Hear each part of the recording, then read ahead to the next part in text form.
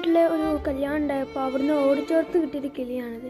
അപ്പോൾ ഒരു ദിവസം അതിങ്ങനെ എന്തോ ഒരു പറ്റിയപ്പോൾ ഇങ്ങനെ കെടുത്തലായി. പിന്നെ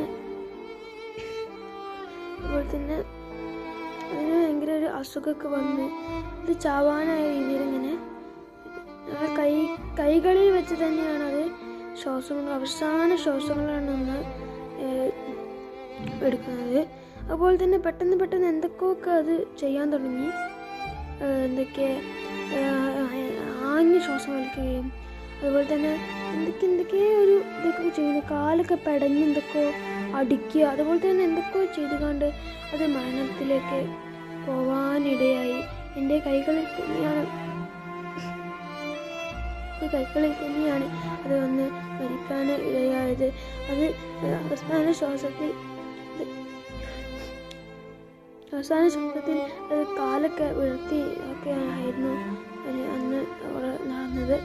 അപ്പോൾ തന്നെ അത് മരണത്തിലേക്ക് കടക്കാനിടയായ സമയത്ത് അത് മരണത്തിലേക്ക് കടക്കുകയും ചെയ്തു. അത് ചത്തു കഴിഞ്ഞപ്പോൾ ഞങ്ങൾക്കാകെ സങ്കടമായി.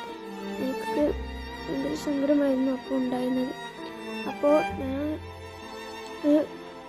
അവസാന ശ്വാസത്തിനിടയിൽ എനിക്കൊക്കെ ഭയങ്കര പേടിയായിരുന്നു. കാരണം ഞങ്ങൾ ദിവസങ്ങളോളം പൊന്നുപോലെ വളർത്തിയതായിരുന്നു. ഇതിനപ്പുറം എനിക്ക് പറയാൻ കഴിയില്ല. അത് ഞങ്ങൾ ബീച്ചിനാണ് ഇത്രയും തപ്പുമായിരുന്നു. ആകെ സങ്കടത്തിലായ ഞാൻ ഇതിനെ പിടിച്ച് കുറിച്ചാനായി കത്തി.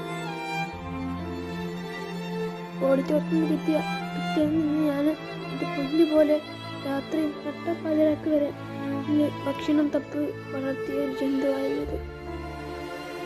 ഞാൻ എൻ്റെ കൈക്കിലെടുത്ത് ഇതിനെ പിടിച്ച് ഇതിന് ഒരു മുത്തം കൊടുത്തു.